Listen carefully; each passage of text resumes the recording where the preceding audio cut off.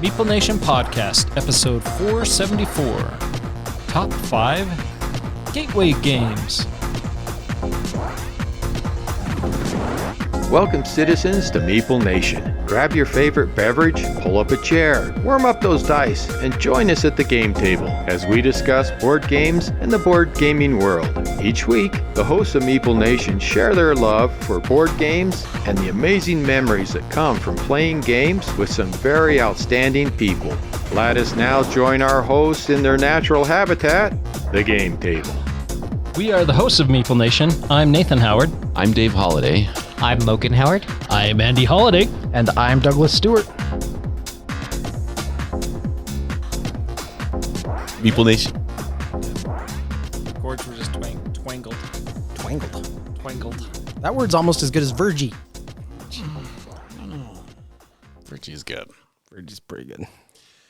The Meeple Nation podcast is sponsored by GameToppersLLC.com. We talk about it a lot because we love it a lot. Go check out Meeple Nation. Nope. Not what I'm supposed to be saying right now. Go check out GameToppersLLC.com. They have so many great things for you to see. From the toppers themselves in various sizes, transform any table into the perfect gaming surface. The mats that go on top of those toppers that just provide such an awesome feel, but even more than that, just the great artwork that they have. We have several mats that we'll swap out depending on the game we're going to play because it fits the game better. And it just, if you like any of the visual aspect of a game, it's a great way to go. But there's all sorts of convenience things too. Like you have cup holders so you don't spill drinks on your games. Dining leaves so that you can leave your like epic long game set up, have dinner, take it down and play without having to clean up the game and remove it from the table. GameToppersLLC.com, they've thought of everything and you will love them for it. Okay, I guess I'm filling in for Logan. I didn't have a cool one prepared for this episode, so roll with this. We'll see if we can make this work, okay? It worked for me last time. Okay. Welcome to Meeple Nation Podcast. We are the hosts. I'm Douglas Stewart. I'm Nathan Howard. I'm Dave Holliday. And I am Andy Holliday.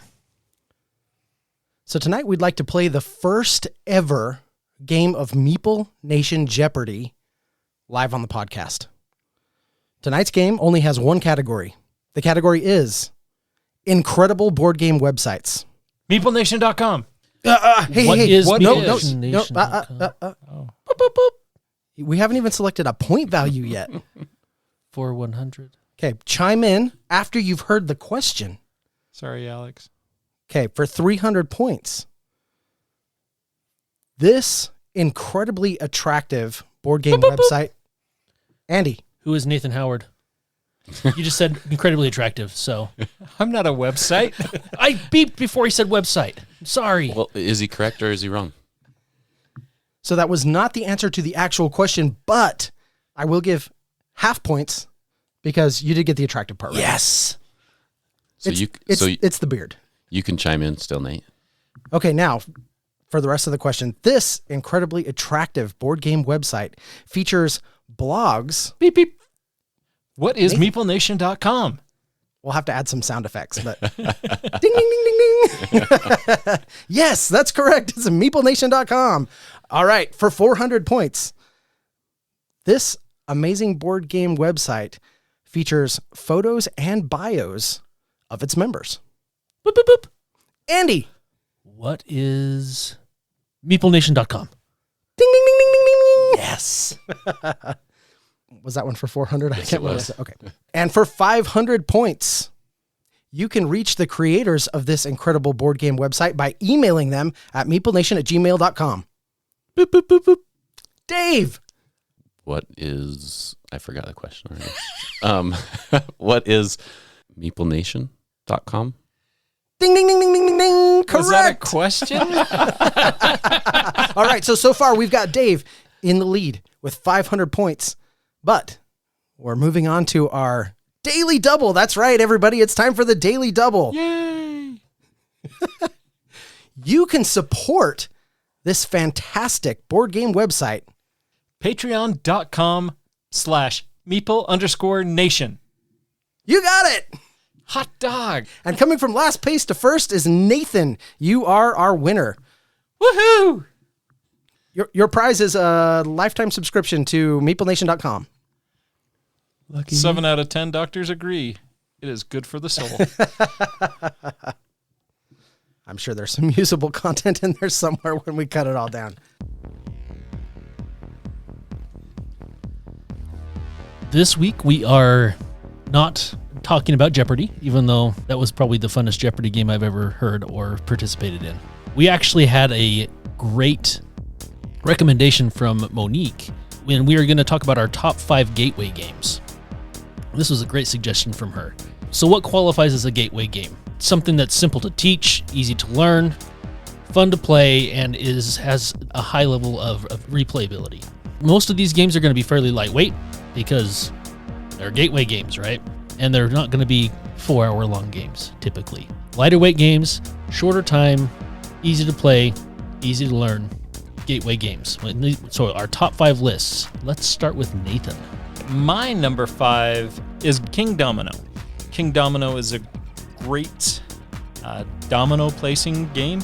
Instead of pips, you have terrain types, and you are trying to expand your kingdom and gain the most points. So each of your dominoes is going to have 2 sides. Some of those dominoes are going to have building features on them that will allow you to multiply their value with the number of adjacent spaces, which will allow you to increase your score. And it's a head-to-head game. It's a 2 to 4 player game. I play this game a ton with my wife as a 2-player game. It's a great 2-player game, but very easy to teach new players and to bring them to the table. You know, the great thing about King Domino is it's once they learn that, it's easy to take it to the next step and teach them Queen Domino, which has a little bit more meat to it, a little bit more strategy to it. And so, yeah, that's a great choice. Yeah, I also like King Domino Origins. It has some modules you can add that make it so you can kind of take it from that base version all the way up to a more complicated version of King Domino by throwing in those modules. So, yeah, that's a great pick. For number 5, I chose the original gateway game, Settlers of Catan. Just mostly because I don't know if any list like this would really be complete without a mention for Settlers. Not necessarily because it's one of my favorite games, but because of what it did to the industry and what it did for me and so many people that I know. Without Settlers, I really don't know if I would have ever gotten sucked into this vortex. You know, I'm surprised that Settlers of Catan is still as influential in the gaming hobby as it is. Because, 1995 is when this came out. It is also the gateway game that brought me back to the hobby. To see versions of this still in big box stores like Walmart, Target, and people still finding it as a great gateway game into the gaming hobby. Totally have run into people who just started playing games 2 years ago, and this is the game that they started with. I definitely think it's more mainstream now. I mean, my former boss made an analogy using Settlers of Catan just like a month ago. You know, we think about Settlers of Catan back when it first came out, and it was edgy and it was new. There's no way you would have ever found anything like it at Walmart. But now it's in all the Walmart stores. It's at Target. You can get it anywhere.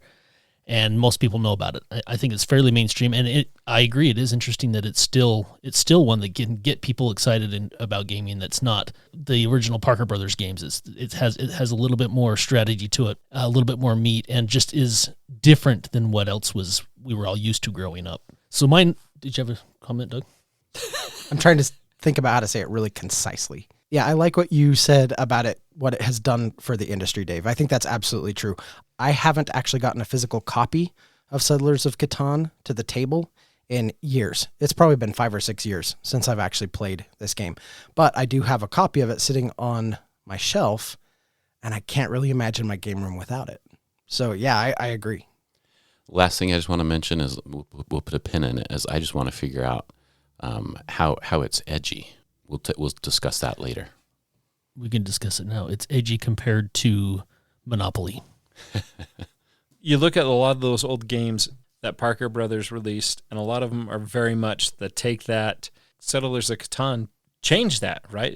There is still part of that take that. You still have the ability to use the Monopoly cards after making a trade and giving some of that, but it just doesn't have that out to get you feel. It was more of, I was able to produce this out of what I got, as opposed to sticking a knife in your neighbor's back to take advantage of that win. Yeah, with the exception of maybe placing the robber on someone's tile and taking a card from them, right?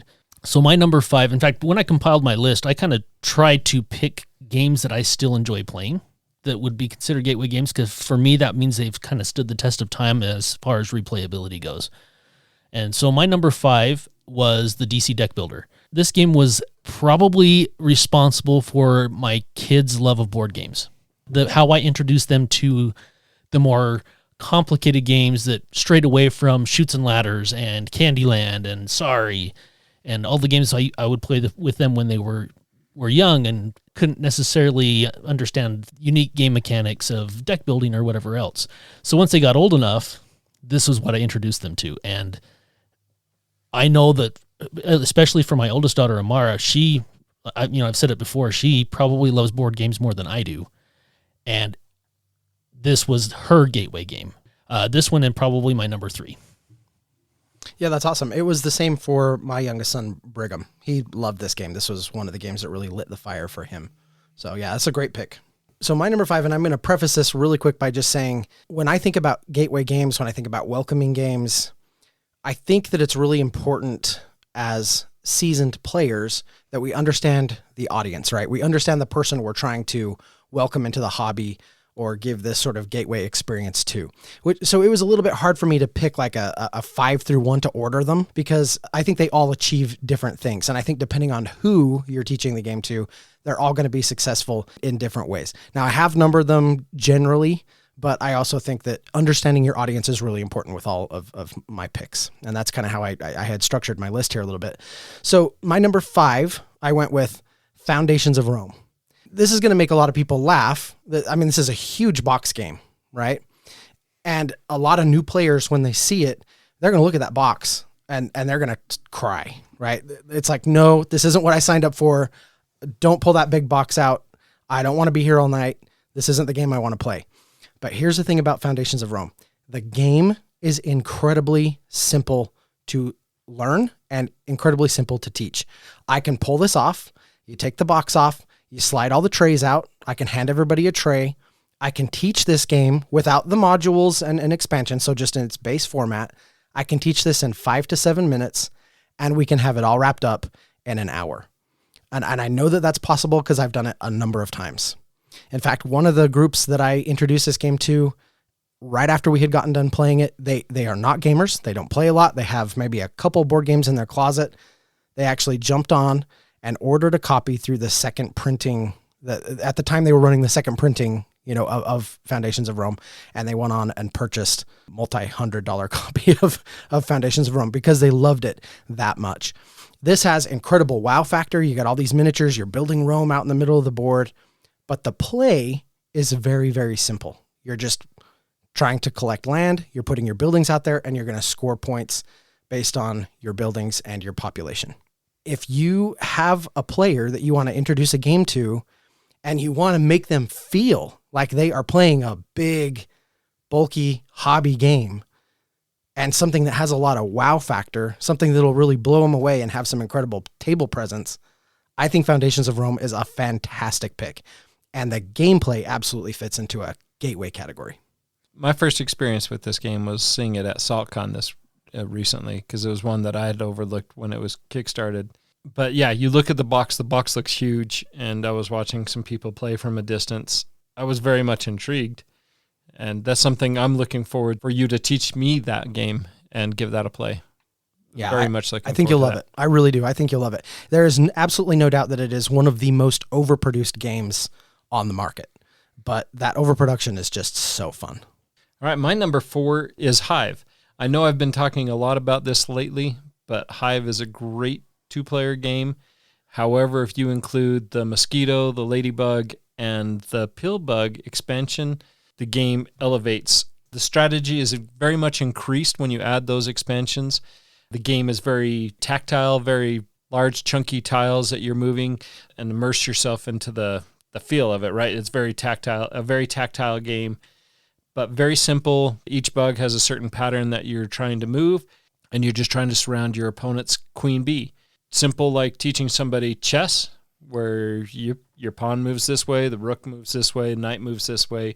It's not nearly as complex or something that you're going to master like chess, but there is a strategic value to it, so that it is a very simple game to play, but challenging, and continue to bring you back to the table.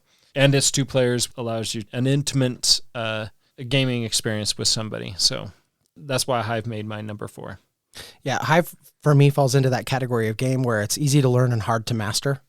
And you and I have been playing this on BGA. And one of the things that I have started to realize is that, because I log into BGA and I just go through all the games, because I've got 15 to 20 of them going at any time. And I just go through and try to take all my turns really quick. And Hive is not one of those games that you just take a quick turn. Not if you want to win. You can play it quick, but if you want to win, you really do need to sit and think. So I like this as a gateway game because it is easy to teach somebody, but it also offers a depth that a lot of other gateway games don't necessarily have. It's also a simple enough one, like you mentioned, younger audiences too. Briggs loves this game. And he, I think, first played it when he was 6, and he loved it. And I was kind of mad, Doug. We were playing the other day, and you pulled a move, and I thought, oh, that was brilliant. I was totally going to win, but now you trapped my bug on the outside edge, and I can't do anything, so now I got to put out a new bug. Yeah, I was both impressed and very mad at that move. I still think you're going to win that game, but I love that Hive creates those moments. Yes. I picked number 4 mostly because of memories that I have playing it with old friends that I don't get to talk to very much anymore. Ticket to Ride was one of their favorite games. You probably remember Scott and Marianne Ivankovich. Fantastic people. We played it in person. We played it on the computer together. It was just a great game. Marianne's not a huge gamer, but this is one of the ones that kind of got Scott into the hobby, and it got Marianne in as well. I know I just talked about this on the last news episode, but still a little sting in my memory on this one. I recently lost this game tragically playing my wife. I'd picked up some more destination cards that I could handle. I had 6 destination cards and I only connected 1. So I lost the game at minus 15 to 150 points. Ouch. This is another one of Amara's favorite games. She went as far as last year. I can't remember which SaltCon it was. I think it was SaltCon Spring last year. She had to buy pink train cars for her copy of Ticket to Ride. So whenever Ticket to Ride hits the table, Amara disappears for about 3 minutes and comes back with her little tin of pink train cars so that she's 100% prepared to play. Well, that was before she got a copy for her own collection, because she owned the Ticket to Ride based in North America, and she likes the European one better. So she had to get a copy of the Europe as well. Way to go, Amara. And actually, those pink cars are pretty cool. That was a special set that they released to help support breast cancer awareness. Yeah, it was. And I picked up a set of those too, and they're really cool. They have kind of a different sculpt on them, and I really like them. I actually think they're really neat. Ticket to Ride is one of those games that still gets play at my house too. When we just have like a lazy Sunday afternoon or something like that, the kids love to pull that one out. Yeah, it is definitely a staple. Definitely. It is really, really definitely.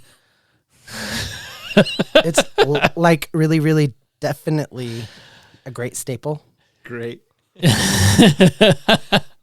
is a staple gateway game, without a doubt. Ticket to Ride is.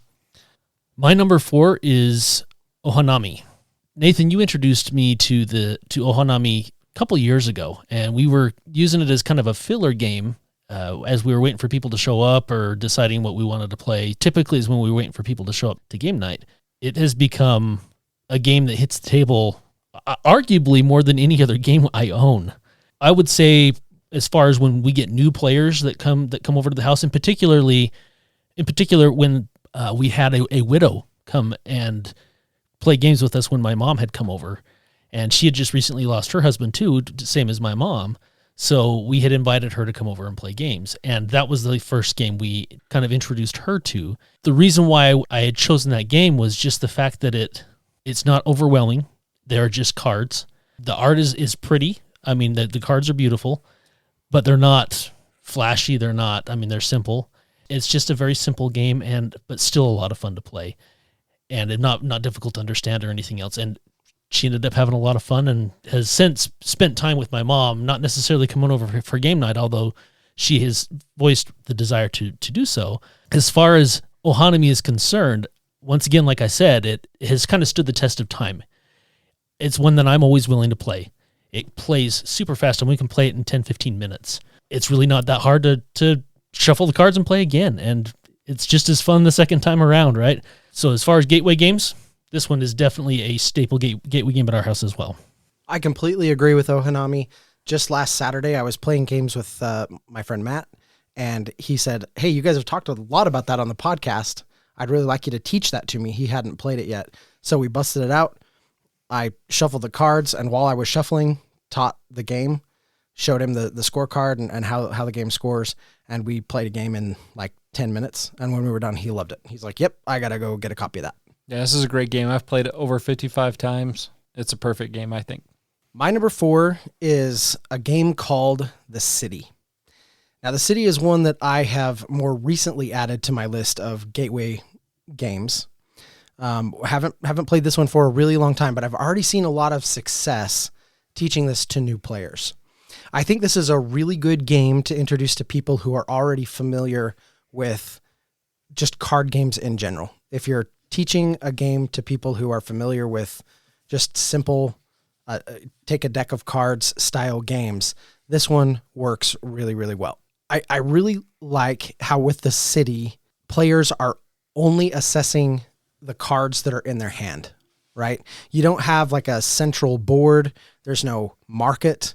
There's nothing out there, right? You just have the cards in your hand and a draw and discard pile. I think it's good for new players in that way because they can focus on just kind of tangibly what they're holding in their hand without too much worry about what other players are doing around the table. After you've played it for a while, you do start to pay attention to what other players are doing because maybe you want to start matching some of the icons or doing some of those things. But for a new player, they can really focus on just kind of write what's in front of them and I think have a really good time doing it. Other thing that I really like about The City, and this is going to be a theme for a couple of the games that I'm going to talk about on this list, is that I think it does a good job at introducing players to some of those fundamental building blocks that they may need to play more advanced games. You have this idea of scoring points through combos and sort of hand management. Once players have played this game, they're going to understand that as a concept to play heavier games or more intermediate games. And so I really like it for that reason as well. I think this is a great introductory gateway game. I can agree with most of what you said, in particular, just about how they just have to worry about the cards that are in front of them. The only downside that I see to that is, if you play a game where you just happen to get a ton of great cards and just totally blow them out of the water. I've introduced people to games before where the games have gone that direction and they never want to have anything to do with it again, right? Boggle, for example.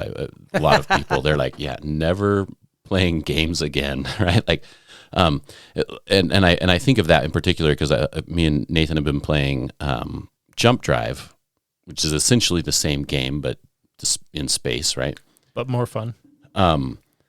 Disagree. We've had a couple of games where I still have no idea how Nathan is able to score so many points all of a sudden and things like that until I think I just figured out that you can actually play both a settlement and a development in the same turn. Are you serious? Yeah, no, in our current game that's going on, I was like, wait a minute, can I play both of these? Yeah, it's one of the reasons why I like The City over Jump Drive because with The City, you can only play one card. There is a specific card that lets you play more than one, but it has the rules written on it and it's very specific. But with The City, you can only play one. You do bring up kind of a good point with that, Dave. When we talk about introducing people to games, though, when we talk about gateway experiences, and this is a whole side tangent that we don't necessarily need to go down right now, but there is some situational awareness that needs to take place if you are teaching these games. There's a little bit of like, hey, one thing you might want to watch for are matching these icons, or hey, if you notice, I'm starting to develop these icons. If you get a card that can score on these, you can use that. And maybe trying not to blow them out of the water right off the gate. You know what I mean? Yeah, because I think that applies to any game that you're teaching players for the first time, right?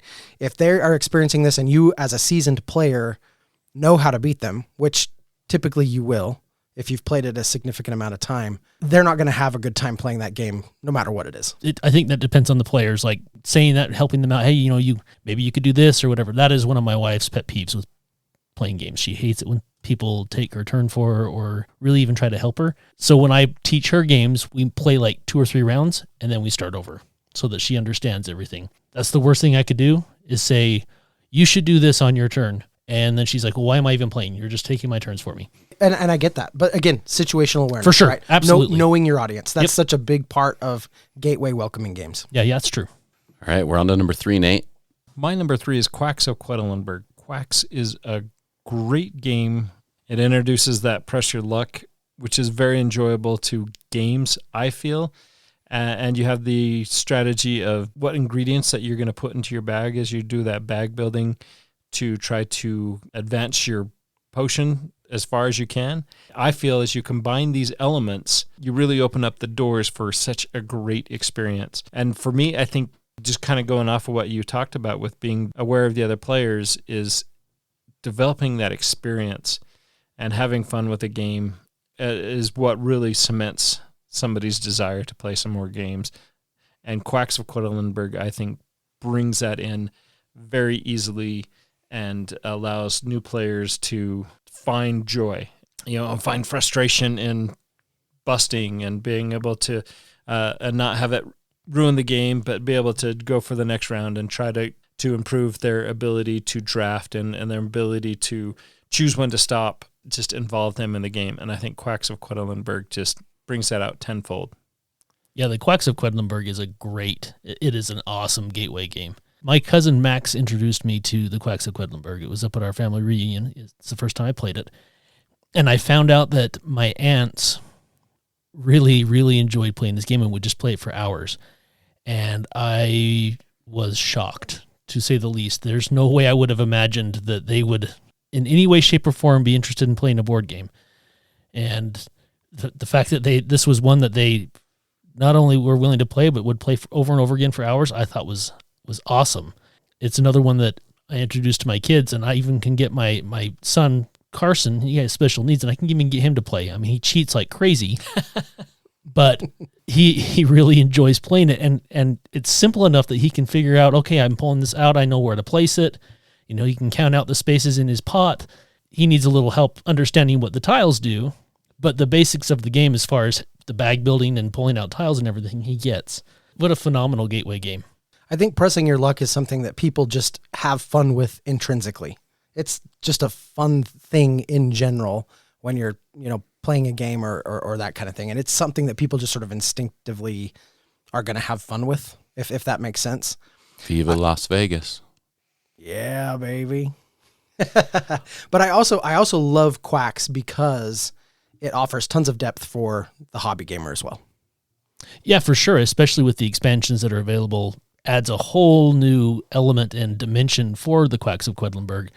My daughter Mara really loves the Herb Witches expansion, but the Alchemist expansion for me, I think they nailed it with that expansion. It really opened up the game and made it, added a lot of depth to it and some strategy to it, and I loved it. I thought they did a great job. The game I picked for number 3 also includes ingredients. Ingredients of a different kind, though. It's a game called Mamma Mia. Mamma Mia. This is such a great game. I love Mamma Mia. This is a game that we played back at the original game night 20 years ago at your house. Maybe not quite 20 for this one. I don't know. It was a game after playing it a couple of times. It was one of the first games that I bought. I said, I need to get that game. My wife will love it, and we've had a lot of fun with it. It's a simple card game. Everybody has pizza orders that they're trying to make, and they have ingredients that they're using.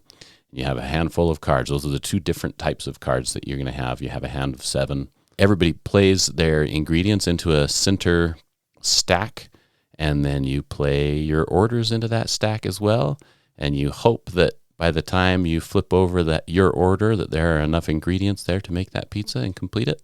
Good times all around with this one. Yeah, back to 1998 for that one. I love Mamma Mia. You have that memory, you have that press your luck elements into it. It's a very simple game, but in my opinion, has a very high replayability. That's one I have not played. Really? Yeah. Wow. My number 3 we've already talked about, and that is Ticket to Ride. For my number 3, I cheated just a little bit. I picked 2 games, but I put them on here because I think they both are successful in nearly identical ways.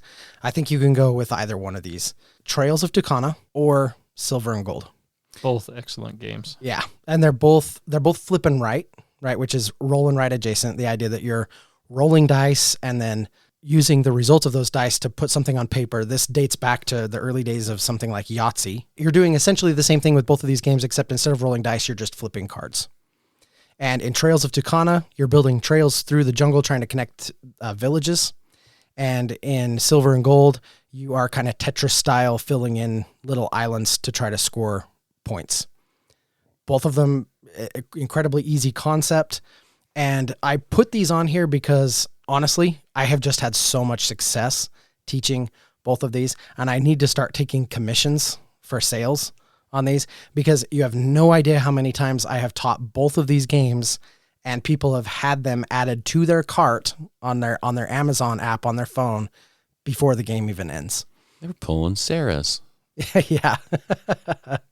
But I think these are just incredibly successful gateway entry-level games. The fact that everybody is going at the same time is also going to appeal to some players. If you are introducing this to people who want to play a game but don't necessarily want to wait for turns and find it boring to sit while other people are doing things at the table, the simultaneous play of both of these games makes it really work for players like that. Very good suggestions. My number 2 is Azul. Again, going back to the very tactile feel of the game, Azul is a great game visually. So you have a bag that you're pulling out your tiles, adding them to the markets. When you claim a market, you gain all of one color of tile from that. You're adding it to your mosaic on your board. It's a 5x5 grid, and each board has a spot that particular colors to be placed. Or if you flip the board over to up the challenge, you can place those anywhere that you want on those boards. But each color cannot be on the same column or row twice. Very easy to learn, very visually appealing. The feel of the game, I think, is superb, and that's why Azul is it's a game that I can play over and over again still, and I would very much recommend Azul. I almost added this one to my list just based on sheer tactility alone. Those starburst tile pieces are fantastic. The way they sort of clank around, the way you pull them off little pieces in the middle of the board, placing them on your board, scoring them, everything. This just feels like a really fun game. Works really well. It's a visually appealing game as well. For sure. You're visually appealing. Aw. Wow. Can you feel the love? Okay. I felt it. Yeah, Janice.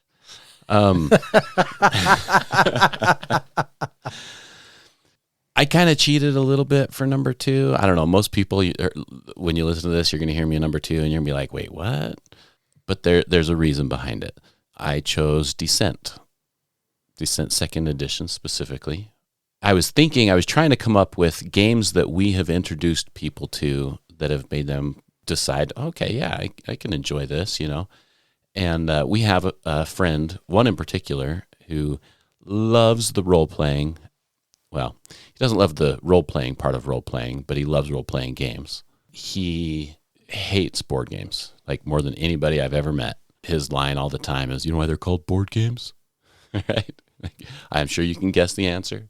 And we sat down with him to play Descent a while back. And I remember the first time we did, I don't remember his words exactly, but when we left, we were like, how did he not like that? But then a little while later, he's like, hey, could we play Descent again? Right? Like, he totally liked it, but he was trying so hard to stick to his like hate of board games that he couldn't admit that he just got done playing one with us that he totally loved. And I've introduced other people to gaming with Descent as well, and they've really enjoyed it. Yeah, that's not one I would have picked for a gateway game, Dave, but I can see your reasoning. I think that you go back to your audience, right? I mean, where you had Jared, who was who very much enjoys those role playing games, and transition. Thank you. Transitioning him from role playing to a game that uses very similar aspects to it. I totally agree that could be a gateway game for somebody like Jared. Recently, we got him to play a different dungeon crawler type game based on the fact that he really enjoys Descent. Yeah, any game that he can use his computer to keep track of his character, I think, is what you need for him. Yeah, we introduced him to Shadows of Brimstone, and he enjoyed that as well. That's awesome. We'll make a convert of him yet. So my number 2 is New York Zoo. New York Zoo is a I can never say this word. Polyomino. Thank you. Is a polyomino placement game. Once again, Nathan introduced me to this one, and when we finished playing it, I thought my wife's going to love this game. She is all about Tetris and getting things to fit, and she didn't like it very much. Oh, really? She didn't. My kids, on the other hand, loved it, and my mom loved it as well. In fact, of all the games that we've taught her, as she's been coming over every other Monday for a little over a year now, this is the one she probably requests the most, is to play New York Zoo. So it's probably her favorite game. And it's one that she's actually talked to some of her friends about. Like, she'll be talking, oh yeah, I'm going to go play board games with my son and my grandkids. And she'll be like, yeah, they were like, oh, I can never play board games. She's like, oh no, it's really fun. There's this one game where there's zoo animals and you're putting zoo animals and enclosures on your board and you're trying to fill up all of the, and anyway, so she's explaining it. It warms my heart to hear my mother, who never in a million years would I have guessed that she would be out there hyping up a game to some of her friends, and she's doing just that. To see her and it be New York Zoo, the game that's kind of pushed her to that and pushed that love of gaming. And honestly, I wrote a blog about this a while ago when she first started coming, how she was really struggling, having lost her husband, and to see the change in her as she started coming and playing board games with the grandkids. And time heals all wounds, so part of that was just the time. I think part of it was spending time with loved ones and having fun and giving her brain a rest. And to see board games do that for someone was really cool. To have that be long lasting for her has also been very cool to see. That wouldn't be possible if it wasn't for some really great gateway games. Yeah, that's a great story and a great game. This last year, I've been focusing on trying to get rid of games in my collection that we have multiple copies of as a group. And so I had set this one aside because both of you own this one.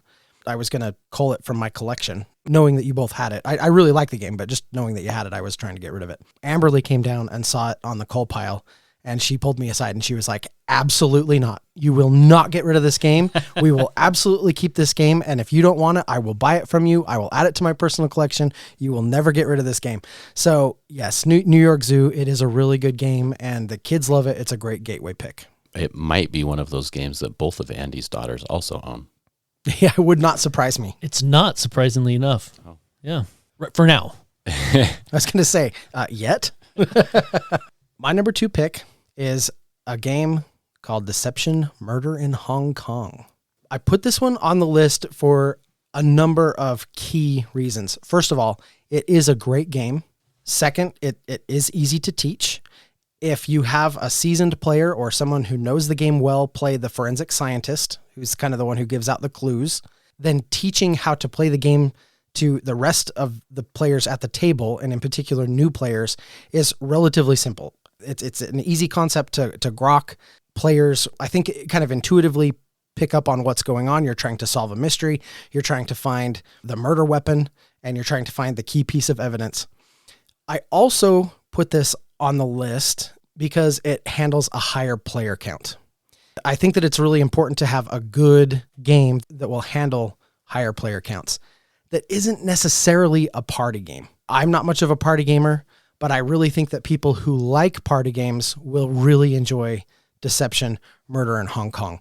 This is a very social game. lot of accusations, a lot of hidden role. You know, everyone has a hidden role at the table, and you're trying to deduce who the murderer is. You have the accomplice who's trying to deflect or protect the murderer. You have a key witness. You have all the other scientists at the table that are trying to figure out the information. And if you add the expansion to the experience, there's some other roles. The way that all of those roles interact with each other is not overly complicated. They've done a great job at keeping it relatively simple, but it adds just enough that everybody is having, I think, a very interesting time, depending on the role you get at the table. The deduction is super, super fun. And if you do have the expansion, I think the base game will support up to 8 players with this. With the expansion, it'll go all the way up to 14. We have absolutely had games of this where I'm sitting down on one side of the table and I've got 10, 11, 12 people all standing, gathered around the table, everyone with their little tableau of cards in front of them, pointing the finger and shouting and trying to figure out who done it, what evidence matches up and what matches the clues and everything like that. We've had a fantastic time playing Deception Murder in Hong Kong. This is a great gateway game and a fantastic game to replace some of the less enjoyable party games for someone like me. I think you're spot on. Deception Murder at Hong Kong has been a great game to introduce people with. In the past, for several years, we would run events at SaltCon with Deception Murder at Hong Kong. Great turnout for those events. I'm not sure why we stopped doing it, because I guess there was so many other new games that came out that we wanted to get events for those. That might be a staple one that we go back to, because very easy to teach and a ton of fun to play. We are down to our number 1 picks. Nathan, what is your number 1? Number 1. So this is my turn to cheat. I combined 2 games here, both very exceptional games. 7 Wonders Duel and 7 Wonders Architects.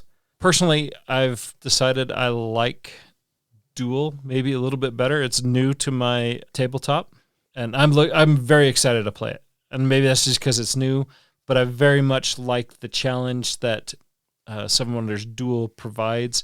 However, 7 Wonders Architects is a fantastic game. Very simple to teach, easy to learn. Scales. It goes from 2 to, it plays very well with 2 people, and you can play it with up to 7 people and plays just as well. Doesn't really bog down. It's very simple. You're going to pick a card from either the stack on your left or your right, or pull one out of the center, add that to your tableau, and try to complete your wonder. Both 7 Wonders Architects and 7 Wonders Duel, fantastic games, and I think exceptional gateway games for any new player or even a seasoned player that you want to introduce a new game to. I totally agree, and I think these are good paired together. I think if you've got maybe someone with a little more experience and it's just the 2 of you, 7 Wonders Duel is awesome, and it will hit every single time. I've also found that 7 Wonders Architects, which is not my favorite game, but man, it works really good with kids. I've actually taken this in and taught it several times to students in my wife's class, one of her classes, and this is one that almost always gets requested to be played again if there's time. Well, especially the fact that the player count is a very high draw. If you're teaching kids in particular, because usually when you're teaching kids to play a game, especially in that situation at your wife's school, I know when we've gone to teach games, you get a lot of kids, especially if it's popular, that want to play a specific game, and there's this, oh no, I want to play that one, I want to play that one. So if you can get 7 kids playing that one game, that's wonderful. And for it to not add any time, other than just people deciding what to do, really, this doesn't add a ton of time to the game itself. I mean, a little bit, but not a ton. Great game to introduce probably to maybe not little kids, but junior high school type age kids, I would say is probably about perfect. I may have to borrow this one from you, Nathan. I've got an event coming up at my house. As you guys are talking about it, I may have to take that one and teach it. Sounds good.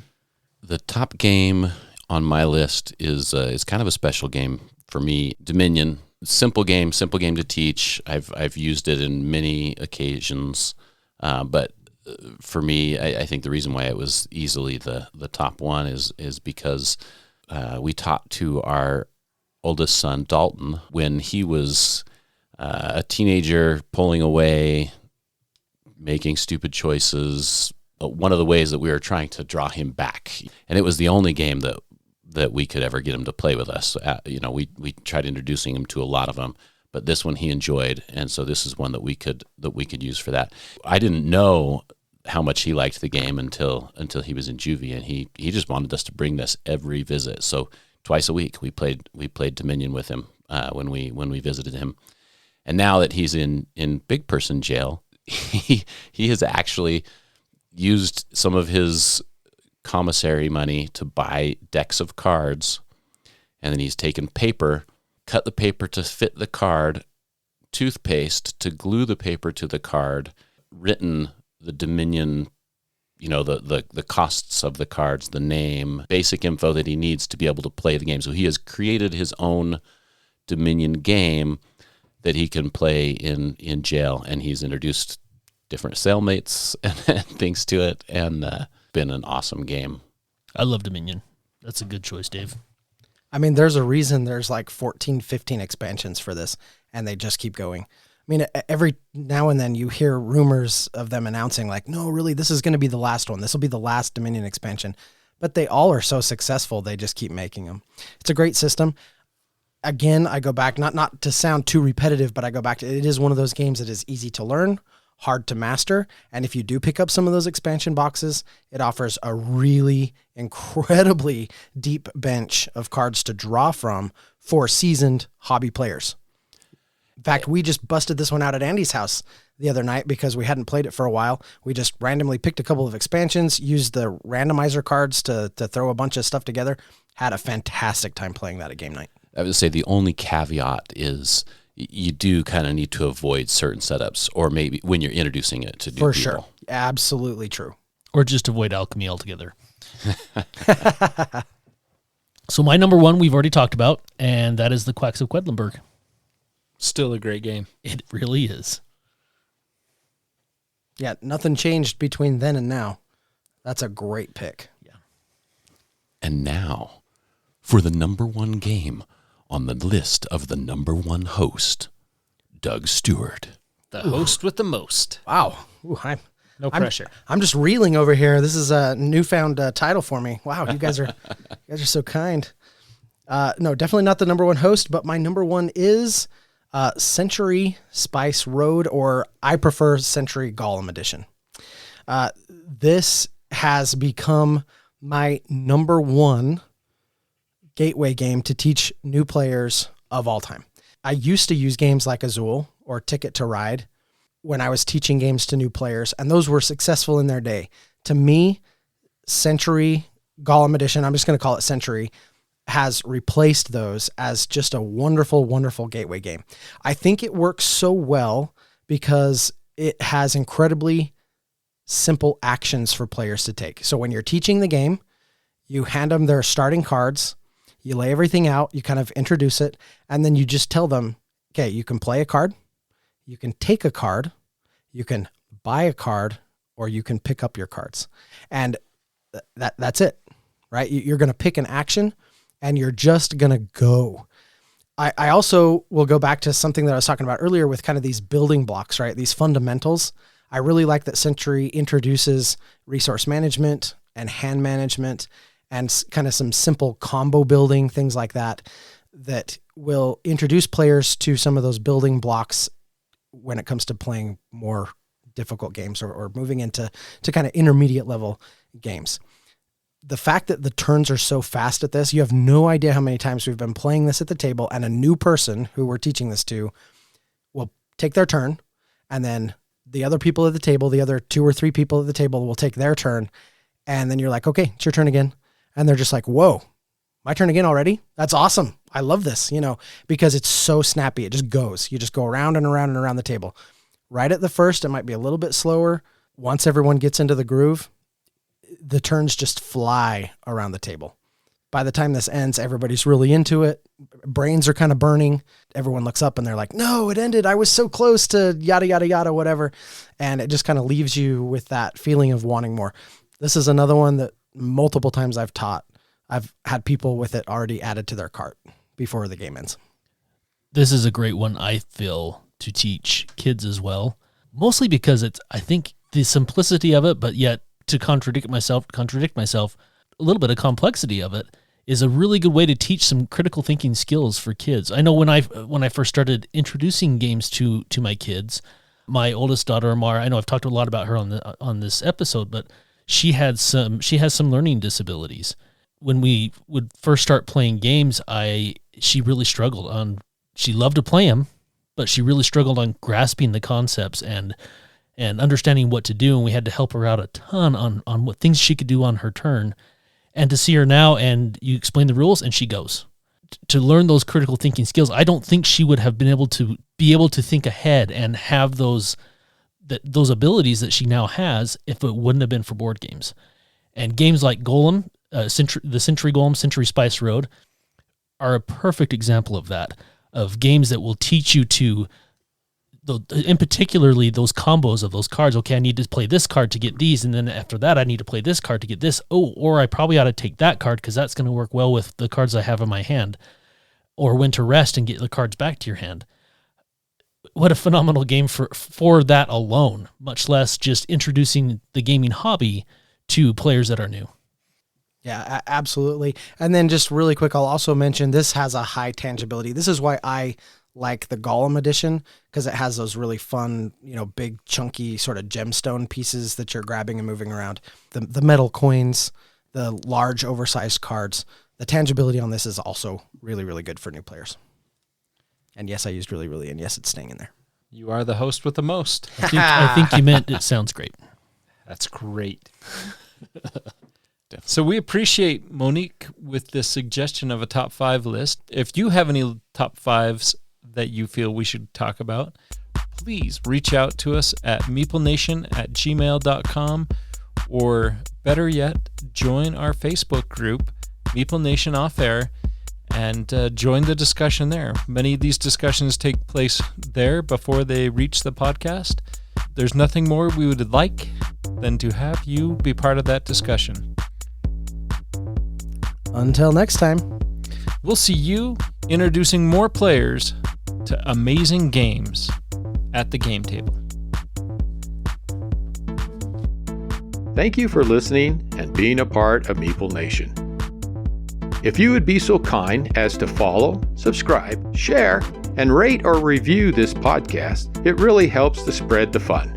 You can be more involved in supporting the podcast by joining the nation at patreon.com/MeepleNation, or you can find a link at the top of our webpage, meeplenation.com. And while you're there, look at all our extra content. There are links to all our past episodes, a wide variety of blogs, pictures from our Instagram feed, and bios for all the hosts and our awesome bloggers. Follow us on Twitter, Instagram, and Facebook, all under Meeple Nation. If you would like to chat with the hosts or other members of the nation, you can join our Facebook group, Meeple Nation Off Air. We hope to see you again at a game night, a con, or maybe a suspense-driven evening of Werewolf. Thank you for listening and supporting Meeple Nation, and stay tuned for next week's episode. Thank you so much for listening. We very much want to thank our patrons who help keep the podcast running. I personally want to thank my co-hosts for all the help they provide with both content here on the podcast, in addition to what we have available on our website. Without them, the podcast would not happen.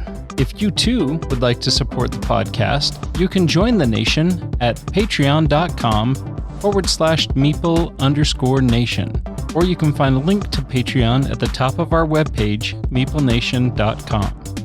If you have any questions, comments, or games you feel should be on our radar, you can always reach us at meeplenation@gmail.com. We can't wait to hear from you. I am grateful to Doug and Andy who helped me edit episodes, and I want to thank James and Kim Clark who do the editing on our blogs and on our webpage, which can be found at meeplenation.com. We want to thank Brain Detergent for our music. If you want to find more from him, you can follow his links that can be found on our webpage, or simply search for Brain Detergent on YouTube to find more of his tracks. Thank you again for listening and being part of the Meeple Nation community.